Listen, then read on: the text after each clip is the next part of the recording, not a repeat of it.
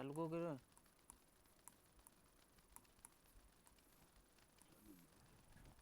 Start है। नमस्कार साथियों, आज पुनः आप सभी के साथ ऑनलाइन प्लेटफॉर्म पर हमारा शब्द विचार का द्वितीय टॉपिक है। और साथियों, बड़ी खुशी की बात है, आपने वो वीडियो अच्छी तरह से देखा। अब हम आज हमारा शब्द विचार का जो दूसरा टॉपिक है उस पर आज बात करेंगे। उस दिन बच्चों की मांग थी कि सर आवाज़ क्लियर नहीं आ रही है। आज हमने पूरा स्पीकर की जो आवाज़ है वो अपनी मेंटेन कर रखी है, बढ़िया। अब आपको आवाज़ आती होगी निसंदेह। आप इस वीडियो को पूरा देखेंगे, आपको सर्वनाम के बारे में आज हम बात करेंगे। हमारा दूसरा टॉपिक है सर्वनाम।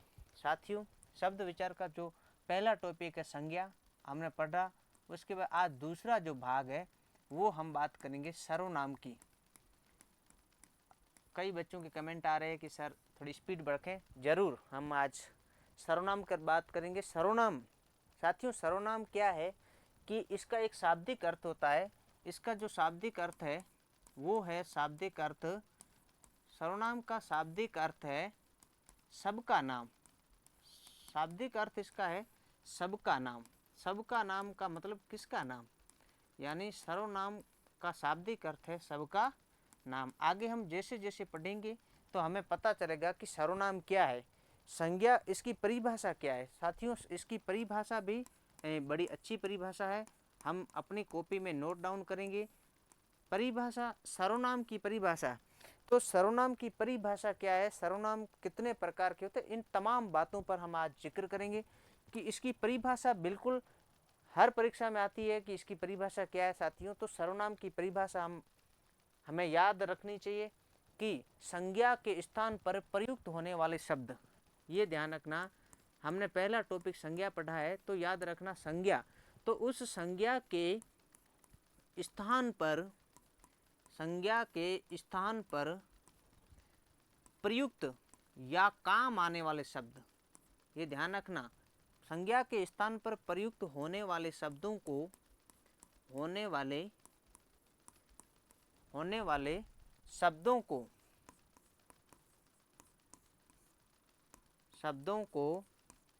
सर्वनाम कहते हैं। सर्वनाम कहते हैं। तमाम बातें करेंगे आगे जाके हम कि सर्वनाम क्या होता है, इसके क्या क्या भेद हैं। तो संज्ञा के स्थान पर प्रयुक्त होने वाले शब्दों को सर्वनाम कहते हैं। साथियों, संज्ञा हमने पढ़ा है किसी का नाम आ जाए, किसी व्यक्ति का नाम आ जाए, किसी वस्तु, उनके स्थान पर क्या है कि कोई शब्द आते हैं और उन्हीं शब्दों को हम क्या कहते हैं, सर्वनाम कहते हैं। साथियों, सर्वनाम है जैसे जैसे मैं आपको उदाहरण दे के समझाऊंगा कि सर्वनाम क्या है संज्ञा के स्थान पर कैसे। जैसे रोहन विद्यालय जाता है, रोहन विद्यालय जाता है,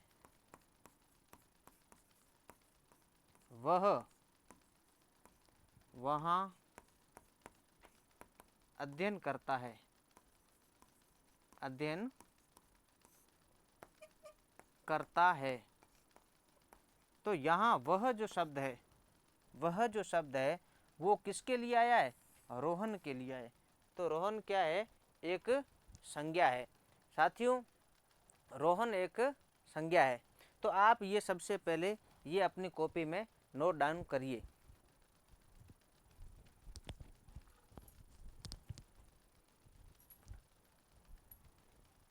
अब आगे हम बात करेंगे कि ये जो रोहन विद्यालय जाता है, तो वह, ये रोहन संज्ञा है।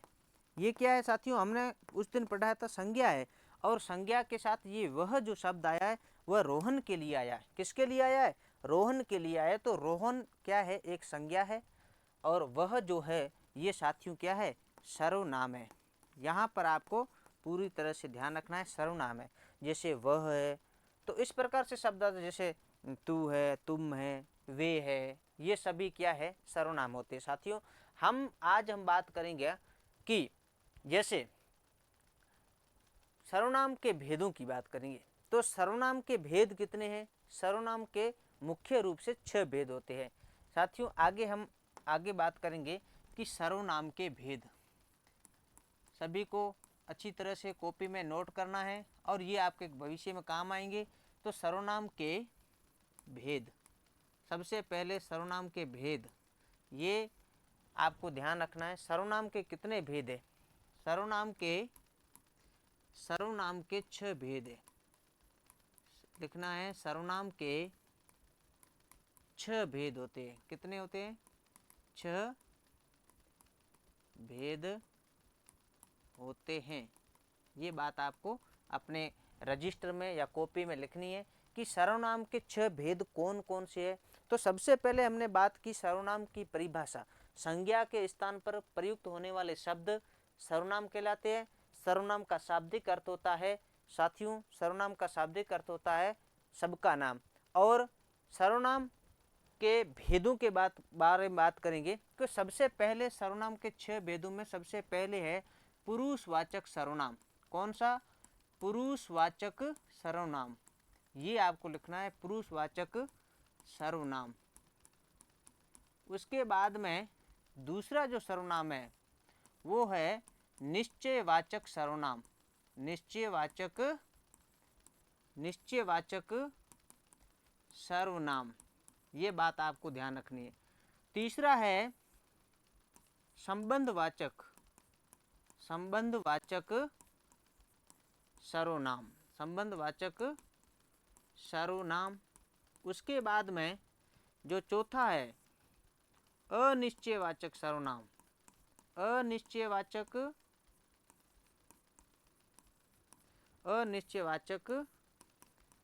सर्वनाम।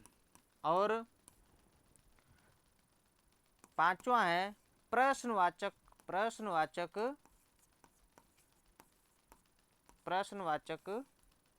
सर्वनाम।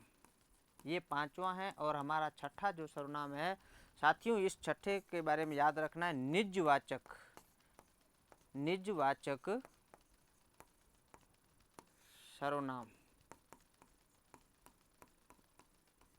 ये आपको 6 सर्वनाम के भेदों को इसी क्रम से, क्रम इनका होता ही नहीं है बट क्रम से आप लिखोगे तो बहुत अच्छा रहेगा।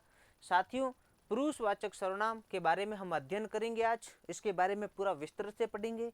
उसके बाद निश्चयवाचक सर्वनाम के बारे में पढ़ेंगे, फिर हम संबंधवाचक के बारे में पढ़ेंगे, फिर अनिश्चयवाचक के बारे में पढ़ेंगे, प्रश्नवाचक के बारे में पढ़ेंगे और लास्ट में हम पढ़ेंगे निजवाचक सर्वनाम और इनकी परिभाषाएं क्या है, ये सर्वनाम किस प्रकार से हमारे काम आते हैं। तो इस बारे में आज हम पहला जो टॉपिक है ये जो है पुरुषवाचक सर्वनाम की ओर बढ़ते हैं। साथियों ये आप अपनी कॉपी में जरूर लिखें। ये सभी आपके सामने हैं, आराम से आप कॉपी में लिखिए और इन्हीं को आप घर पे बैठे बैठे याद करें, यही आपकी परीक्षाओं में काम आएंगे। तो पुरुषवाचक सर्वनाम की बात की हम करेंगे अभी। यहाँ पर पुरुषवाचक सर्वनाम, पहला सर्वनाम का पहला भेद है, पहला जो है टॉपिक वो है पुरुषवाचक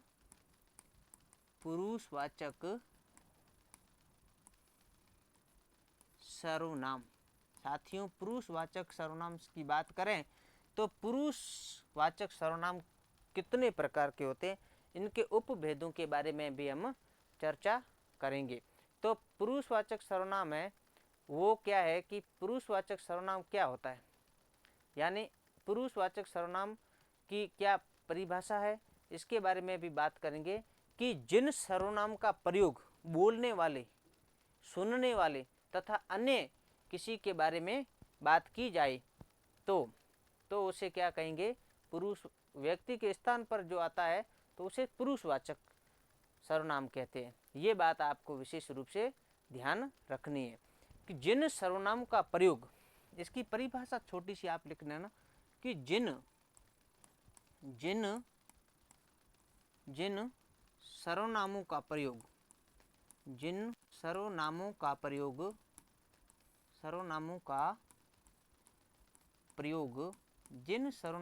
प्रयोग, ये बात ध्यान रखना, जिन सर्वनामों का प्रयोग बोलने वाले, सुनने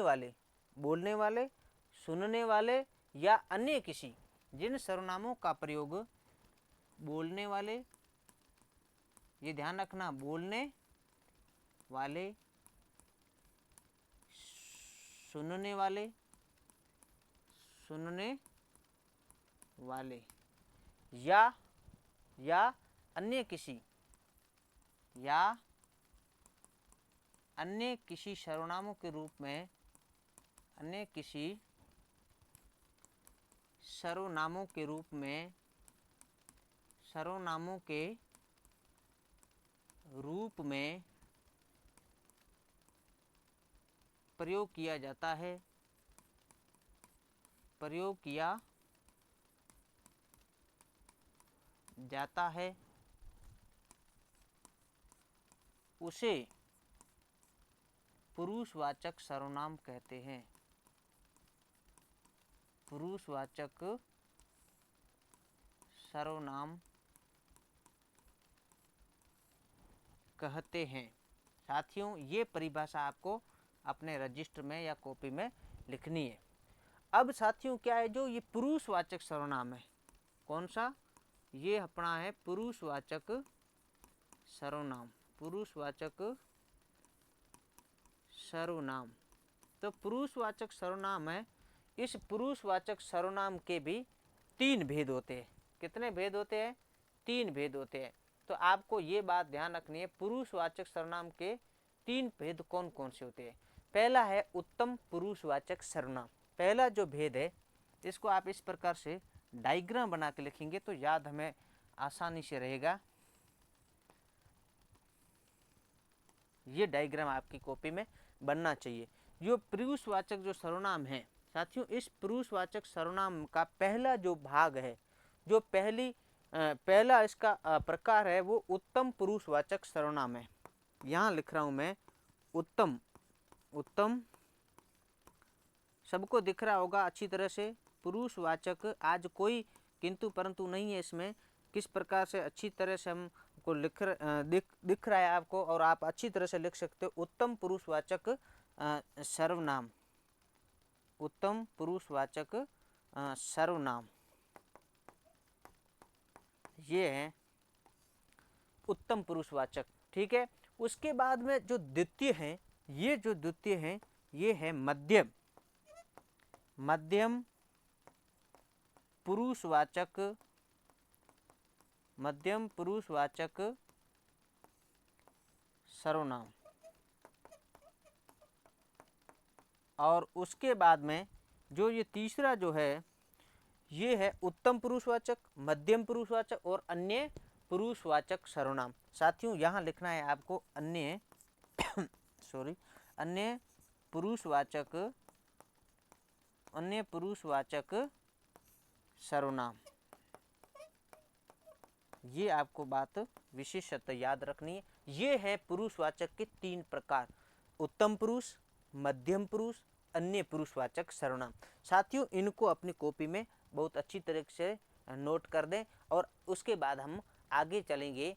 हमारा दूसरा जो है वो है निश्चयवाचक सर्वनाम।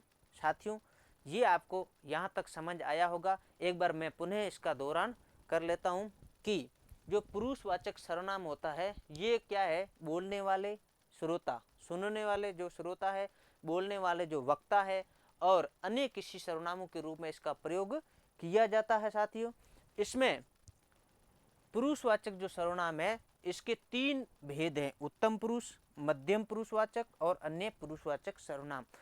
इसमें अब जैसे मैं आपको बताऊंगा, सबसे पहले उत्तम पुरुष जो वाचक सर्वनाम है उसके बारे में आपको थोड़ी सी डिटेल बताऊंगा। ज़्यादा विशेष नहीं याद रखना है आपको, इसके बारे इसकी परिभाषा और इसमें कौन कौन से आते हैं। कभी सीधे प्रश्न यहाँ से उठते हैं, रीट जैसे बड़ी परीक्षाएं होती है, रीट है, सेकंड ग्रेड है, फर्स्ट ग्रेड है, उसमें भी ऐसे प्रश्न उठा लेते हैं। तो उत्तम पुरुष में कौन आते हैं, मध्यम पुरुष में कौन आते हैं और अन्य पुरुष में कौन कौन आते हैं, इतनी हम चर्चा आगे करेंगे। तो साथियों, अगले स्लाइड मोड पे आप आ जाइए। यहाँ पर हमारा जो पहला है उत्तम पुरुष, इस स्लाइड में देखिए, उत्तम पुरुष, उत्तम पुरुष, उत्तम पुरुषवाचक सर्वनाम। साथियों, उत्तम पुरुषवाचक सर्वनाम जो है ये पुरुषवाचक का पहला भेद है। इसकी परिभाषा आपको मैं बताना चाहूँ तो ये आपको लिखनी है कि ये सर्वनाम या वे सर्वनाम जिन शब्द जिनका प्रयोग बोलने वाला व्यक्ति अपने लिए करता है।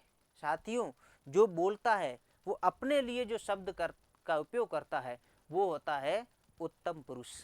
साथियों, जैसे मैं, हम, मुझे, मेरा, हमारा, हमें, ऐसे शब्द आते हैं। तो इसकी एक लाइन की परिभाषा है, आप लिख लो, भविष्य में आपके काम आएगी। ये आपको देखना, वे सर्वनाम शब्द, वे, ये आपको लिखना है वे सर्वनाम शब्द, वे सर्वनाम शब्द, वे सर्वनाम शब्द, वे सर्वनाम शब्द जिनका प्रयोग लिखने वाला व्यक्ति, जिनका, वे सर्वनाम शब्द जिनका प्रयोग, जिनका प्रयोग, प्रयोग लिखने वाला, प्रयोग लिखने वाला व्यक्ति, व्यक्ति अपने लिए करता है। किसके लिए? बोल, वे जो सर्वनाम होते हैं जिनका प्रयोग बोलने वाला व्यक्ति स्वयं अपने लिए। यहाँ पे आपको एक बात ध्यान रखना है कि वे प्रयोग जो बोलने वाला है, यहाँ ध्यान रखना है आपको, वे व्यक्ति, वे शब्द, वे सर्वनाम शब्द जिनका प्रयोग बोलने वाला, यहाँ आपको एक बात ध्यान रखनी है, बोलने वाला व्यक्ति अपने लिए करता है, अपने लिए करता है,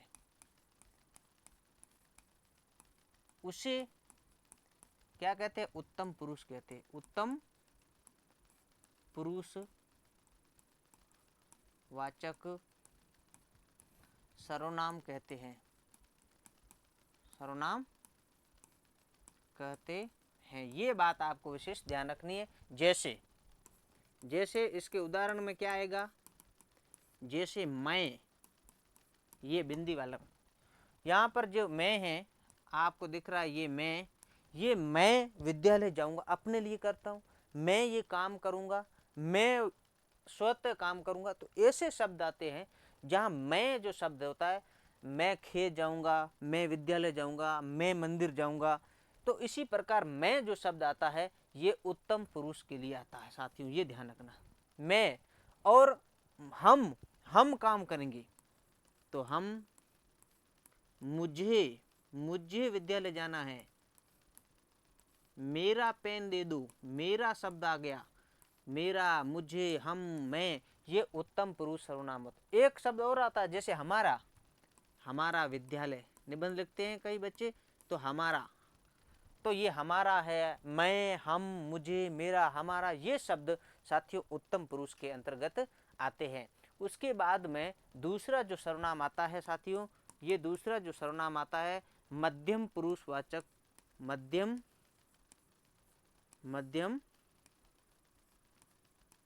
पुरुषवाचक, मध्यम पुरुषवाचक सर्वनाम।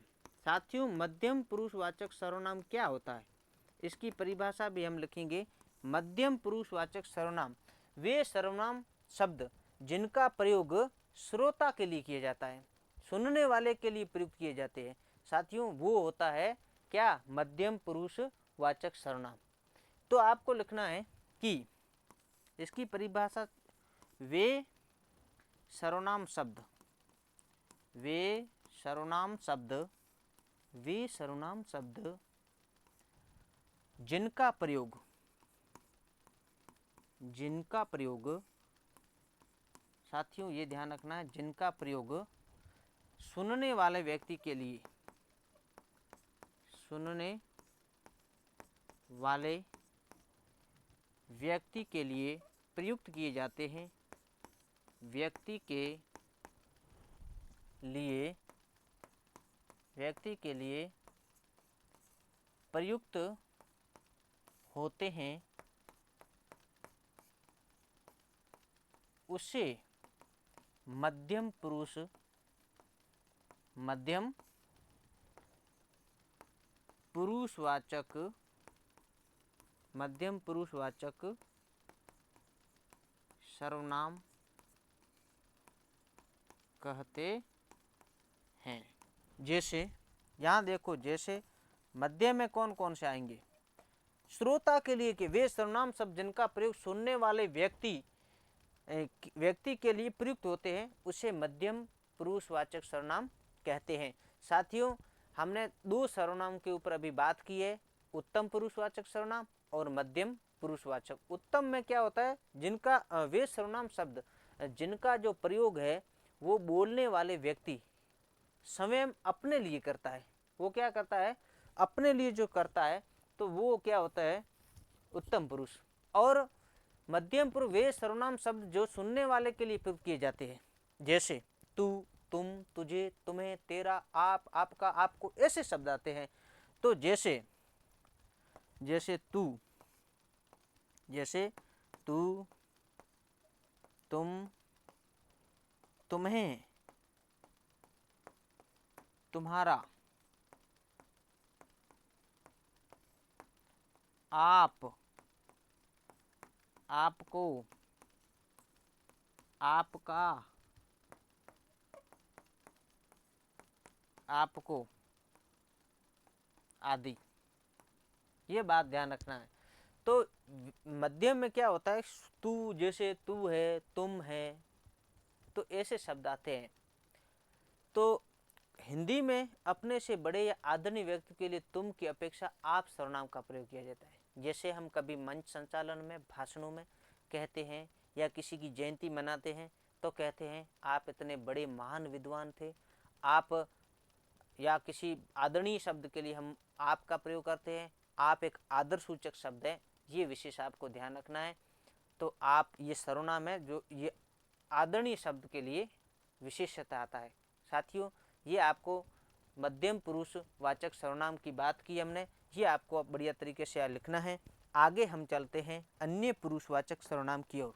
अन्य पुरुषवाचक सर्वनाम क्या होता है, ये अपन थोड़ी सी इसके ऊपर जानकारी लेंगे। अन्य, ये अभी तक पुरुषवाचक सर्वनाम के भेद चले।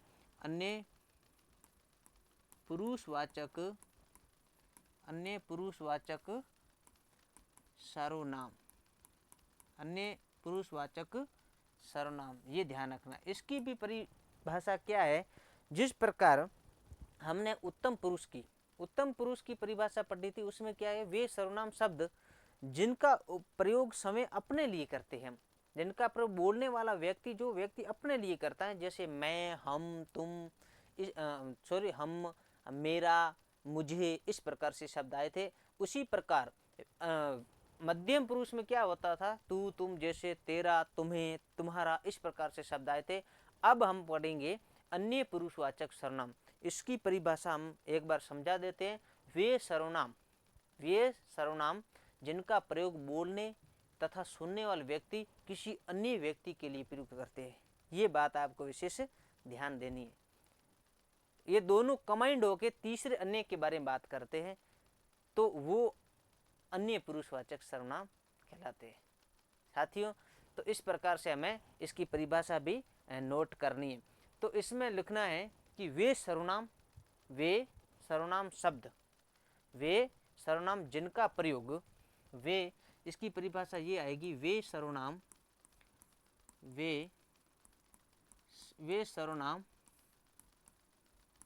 जिनका प्रयोग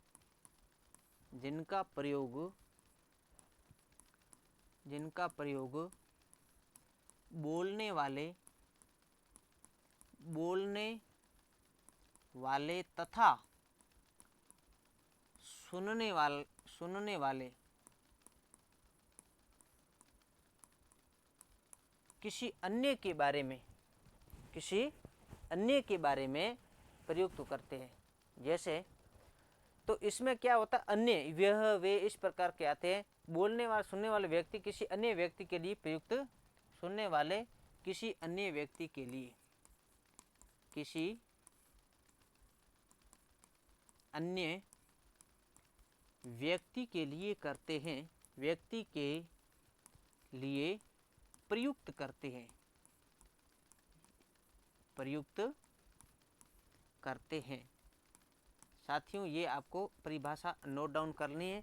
और जैसे जैसे में क्या आएगा साथियों, जैसे जैसे वे, जैसे क्या आएगा, वे आएगा। वे यानी पता नहीं कौन, वे अन्य, वे वह उसे, वे वह उसे, उसे यानी किसी अन्य, अन्य कोई, उसका, इसका, उसका, इस प्रकार से शब्द जो आते हैं वो अन्य पुरुष में जाते हैं।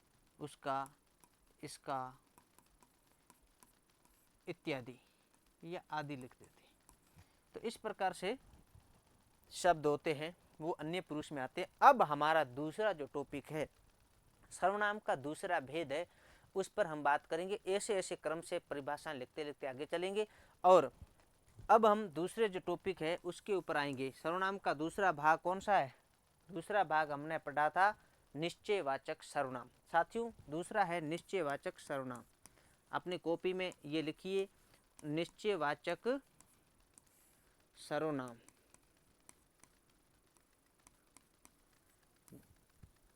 निश्चयवाचक सर्वनाम अंडरलाइन करने बढ़िया तरीके से और इसको याद भी करना है। निश्चयवाचक सर्वनाम शब्द से ही हमें पता चलता है साथियों कि निश्चयवाचक सर्वनाम क्या होता है।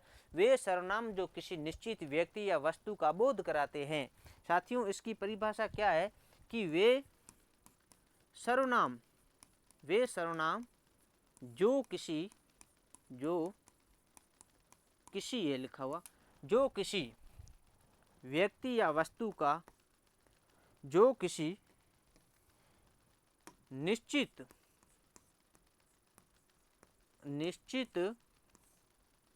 व्यक्ति हो, व्यक्ति या वस्तु का बोध कराते हैं, वस्तु का बोध कराते हैं, उसे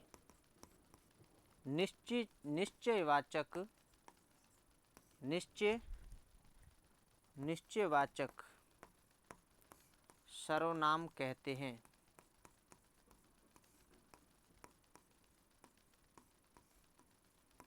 ये आपको ध्यान रखना है साथियों कि वे सर्वनाम जो किसी निश्चित व्यक्ति या वस्तु का बोध कराते हैं उसे निश्चयवाचक सर्वनाम कहते हैं। निश्चित संख्या का भी हो सकता है, निश्चित वस्तु का भी हो सकता है, किसी निश्चित चीज का बोध कराते हैं तो उसे क्या कहेंगे? निश्चयवाचक सर्वनाम। तो ये ध्यान रखना, यह, वह, इस, उस, ये, वे आदि शब्द आते हैं।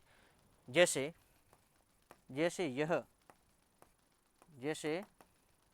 यह निश्चित है, यह बोर्ड है।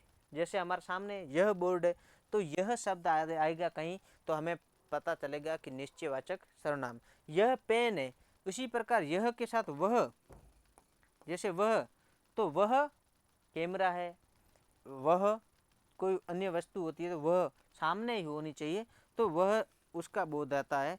यह है, वह है और वे हैं, ये हैं, वे हैं, इस है, इस,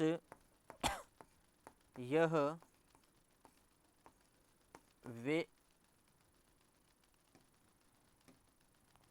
यह की जगह ये आएगा, ये है, वे हैं आदि ऐसे शब्द आ जाते हैं।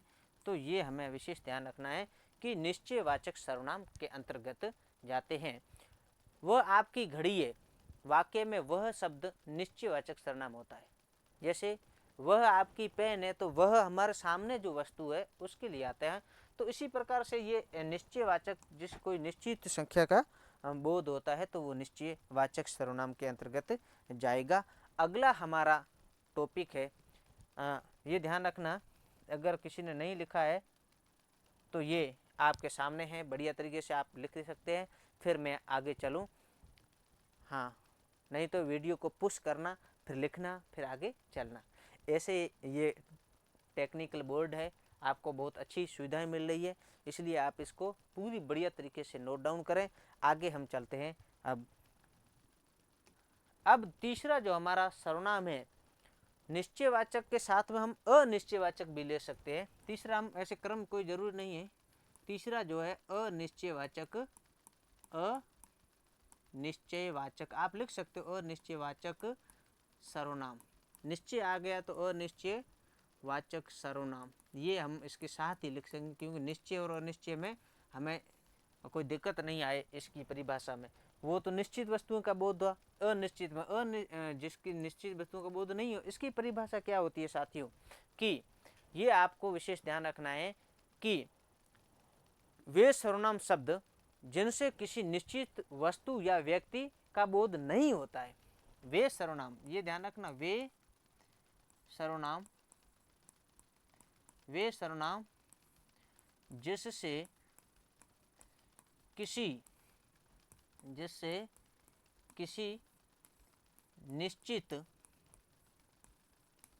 निश्चित व्यक्ति या वस्तु, यहाँ पे लिखने में थोड़ी, किसी निश्चित व्यक्ति या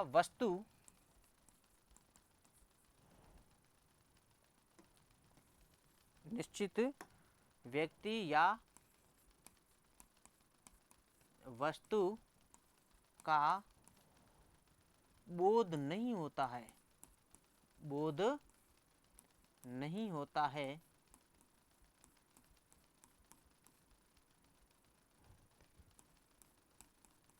उसे अनिश्चयवाचक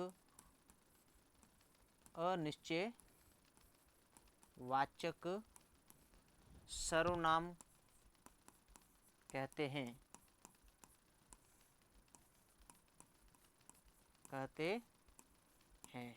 ये बात ध्यान रखनी है। वे सर्वनाम जिससे किसी निश्चित व्यक्ति या वस्तु का बोध नहीं होता है साथियों, उसे निश्चयवाचक सर्वनाम कहते हैं। जो अनिश्चयवाचक सर्वनाम, कोई वस्तु निश्चित नहीं होती है, उसे हम क्या कहेंगे। अब जैसे क्या होता है कि कोई जा रहा है, कुछ खा रहा है, कोई गिर रहा है, कोई दौड़ रहा है, अब इसमें कोई निश्चित वस्तु या व्यक्ति का बोध नहीं है साथियों, तो ऐसे शब्द अनिश्चित में, जैसे कोई है, किसी है, किसी ने, कोई, कुछ, किसी, जैसे कोई, कुछ आ जाए कई वाक्यों में, कुछ, किसी, ऐसे शब्द आ जाते हैं। तो उन शब्दों में कोई चीज़, किसी चीज़ का निश्चित नहीं होता है, तो अनिश्चित में जाता है। साथियों, अगला जो हमारा जो टॉपिक है, उसका अगला पार्ट चौथा सर्वनाम है, वो सर्वनाम आता है प्रश्नवाचक सर्वनाम। कौन सा? प्रश्नवाचक, क्रम नहीं है, वैसे भी प्रश्नवाचक की बात कर लेते हैं। प्रश्नवाचक सर्वनाम, ये लिख सकते हो। प्रश्नवाचक सर्वनाम क्या होता है? प्रश्नवाचक से प्रश्न शब्द आ गया, आपको विशेष, यहाँ तो आपको सीधा पता चल रहा है कि प्रश्नवाचक वे सर्वनाम जो प्रश्न का बोध कराते, वो क्या करते हैं, वाक्य को प्रश्नवाचक बना देते। वे सर्वनाम, इसकी परिभाषा सिंपल है, वे सर्वनाम जो किसी वाक्य में प्रश्न का बोध कराते हैं, प्रश्न का बोध कराते हैं, उसे प्रश्नवाचक सर्वनाम कहते हैं। प्रश्नवाचक सर्वनाम कहते हैं, यानी प्रश्न करेगा, वाक्य जो बोलेंगे वो वाक्य आपसे प्रश्न करेगा। सॉरी कृष्ण, ये इस प्रकार से कहते हैं। अब देखो, वे सर्वनाम जो किसी वाक्य में प्रश्न का बोध कराते हैं, प्रश्न का कैसे करेगा, आप सभी विशेष, जैसे कौन गा रहा है, जैसे आगे कौन, जैसे मैं वाक्य लिखता हूं, कौन गा रहा है, कौन गा रहा है। साथियों, कौन गा रहा है, उसके ऐसे वाक्य जिनके पीछे इंट्रोगेटिव जो मार्क होता है, प्रश्नवाचक चिन्ह होता है साथियों, वो वाक्य हमेशा प्रश्नवाचक सर्वनाम के अंतर्गत आएंगे। जैसे मैं इसके कुछ उदाहरण, जैसे कौन आ जाएगा, जैसे कौन, क्या, कब, क्यों, ऐसे प्रश्न करेंगे और सभी के पीछे क्या है, क्वेश्चन मार्क चिन्ह लगेगा। तो इन सभी के पीछे क्या लगेगा, क्वेश्चन मार्क चिन्ह लगेगा। तो ये प्रश्नवाचक, ये सबसे सिंपल सर्वनाम है, ये प्रश्नवाचक सर्वनाम कहलाएगा। अब हम आगे चलते हैं कि संबंधवाचक सर्वनाम क्या है। पांचवा जो हमारा सर्वनाम है वो है संबंधवाचक सर्वनाम। चार हमने पढ़ लिए, पांचवा है संबंधवाचक सर्वनाम। संबंधवाचक सर्वनाम। साथियों, संबंधवाचक सर्वनाम क्या है और संबंधवाचक सर्वनाम के भेद क्या है, ये भी हम ये पढ़ेंगे। संबंधवाचक सर्वनाम वे सर्वनाम जो दो पृथक बातों को स्पष्ट करते हैं। ऐसे सर्वनाम होते हैं जो क्या है कि पृथक बातों को स्पष्ट करते हैं, तो वे संबंधवाचक, जैसे जो है, सो है, जैसा वैसा है, ऐसे शब्द आते हैं साथियों, तो वो हमेशा संबंधवाचक सर्वनाम में जाते हैं। वे सर्वनाम, इसकी परिभाषा आप लिखोगे कि वे सर्वनाम जिससे दो पृथक का अर्थ होता अलग अलग, दो पृथक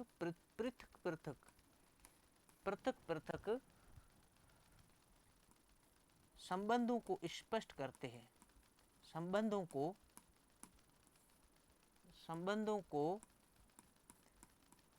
स्पष्ट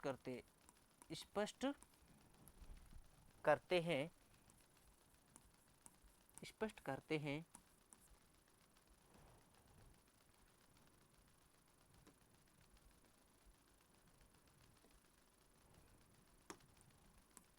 उसे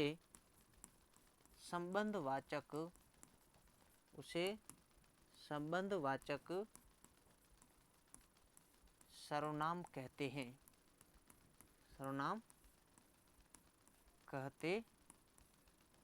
ये साथियों ध्यान रखना है कि वे सर्वनाम जिससे दो पृथक संबंध, जैसे इसके बिल्कुल सरल सर्वनाम है। इसके जैसे जो के बाद में डैश आएगा और सो आएगा, जैसे जो सो, जैसा वैसा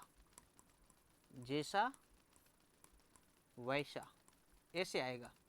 वाक्य कैसे आएगा साथियों, वाक्य जैसे वाक्य प्रयोग करेंगे, जो करेगा वो भरेगा, जो करेगा सो भरेगा, जो के साथ वो या सो कोई भी आ सकता है, जो सो भरेगा, जैसी करनी वैसी भरनी। देखो यहाँ आ गया जैसी वैसी, ठीक है। तो एक वाक्य है, जैसा कर्म करेगा वैसा फल पाएगा, जैसा कर्म करोगे वैसा फल पाओगे, ये ध्यान रखना। जैसा आया वैसा आया, जो आया सो आया, जैसी करनी वैसी भरनी, ऐसे शब्द आएंगे तो जो पढ़ेगा वो पास होगा। ऐसे शब्द आएंगे तो वहाँ पर हमेशा संबंध का बोध होता है और वो आता है संबंधवाचक सर्वनाम। साथियों, हमारा पांचवा हो गया और हमारा छठा और अंतिम है, ये है संबंधवाचक के बाद में निजवाचक सर्वनाम। ये ध्यान रखना साथियों, निजवाचक सर्वनाम बढ़िया तरीके से लिखना है आपको, बहुत शानदार है। और ये आपके कहीं न कहीं परीक्षाओं में आएंगे, चाहे BSTC हो, चाहे सेकंड ग्रेड हो, चाहे फर्स्ट ग्रेड हो, चाहे 7वीं हो, चाहे 8वीं, 9वीं, 10वीं, 11वीं, 12वीं, जहाँ तीसरी से लेकर आगे व्याकरण हम पढ़ेंगे, उन व्याकरण में ये टॉपिक हमेशा आता है, चाहे एसआई की परीक्षा हो, चाहे कोई भी कॉम्पिटिटिव एग्जाम हो, उसमें ये सर्वनाम के कई ऐसे आते हैं प्रश्न जो हूबहू उठते हैं। तो ये आप अपने कॉपी में जरूर लिखें। निजवाचक सर्वनाम क्या होता है? निजवाचक सर्वनाम की परिभाषा आपको मैं बताना, वे सर्वनाम जिन्हें बोलने वाला कर्ता स्वयं अपने लिए प्रयुक्त करता है। यहां भी आता है, देखो, वे सर्वनाम वे सर्वनाम जिसमें बोलने वाला कर्ता जो सब्जेक्ट है,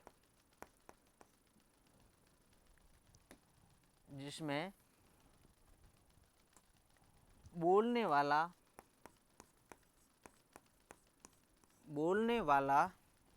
यहां लिख रहा हूं मैं, बोलने वाला कर्ता स्वयं अपने लिए प्रयुक्त करता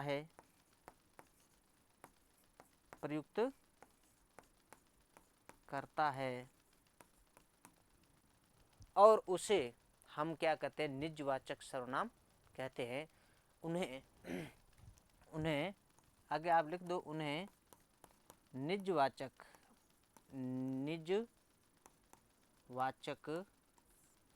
सर्वनाम कहते हैं। क्या आपको ध्यान रखना, कहते हैं। जैसे ये देखो, निजवाचक में क्या आएगा? जैसे क्या होगा? आप अपना स्वयं खुद, जैसे आप अपना स्वयं खुद, मैं अपने आप काम कर लूँगा, मैं स्वयं नोट्स बनाऊँगा, मैं स्वयं पढ़ाई करूँगा, मैं अपने आप खेत जाऊँगा, मैं अपने आप अपना काम करूँगा, गृह कार्य करूँगा, मैं अपने आप नोट्स बनाऊँगा, मैं अपने आप पढ़ूँगा। तो मैं अपने आप जो काम करता है वो निजवाचक सर्वनाम होता है। साथियों, इसी के साथ हमारा यह टॉपिक आज पूर्ण होता है। इस टॉपिक में जो हमने ये 6 सर्वनाम पढ़े हैं, ये 6 सर्वनाम आपके भविष्य को बेहतर करेंगे। साथियों, ये परिभाषाएं अपनी कॉपी में बढ़िया तरीके से लिखनी है और इनको घर बैठकर याद करनी है। और आपको ये निःशुल्क जो क्लासें उपलब्ध कराई जा रही है, इसको आप लाइक, कमेंट और अपने जो अपने विचार है जो ज़रूर व्यक्त करिए। हमें आशा है जितने पॉजिटिव कमेंट आते हैं उन सभी को मेरी ओर से आप सभी को हार्दिक बधाई और आप सभी का आभार। आपका स्नेह प्यार मिलता रहेगा तो आगे भी क्लासें आती रहेगी। इसके बाद जो सर्वनाम के बाद विशेषण का टॉपिक आएगा उसकी भी तैयारी करेंगे। आप उस पहले संज्ञा को लिखिए, पहले वाला वीडियो देखिए, उसके बाद ये सर्वनाम का देखें, फिर हम विशेषण का, उसके बाद क्रिया। इस प्रकार के बढ़िया बढ़िया जो टॉपिक हैं हम इन छुट्टियों में आपके समक्ष लाएंगे और आपके बेहतर भविष्य या उज्जवल भविष्य की हम शुभकामनाएं देते हैं, क्योंकि आप हमारे साथ जुड़े हैं और हमें इतना आशीर्वाद प्रदान कर रहे हैं। आप सभी का आभार, बहुत बहुत धन्यवाद। जय हिंद, जय भारत। और ये कॉपी में आप बढ़िया तरीके से लिखना है और अपना कमेंट ज़रूर छोड़ना कैसा लगा ये आपका टॉपिक। धन्यवाद।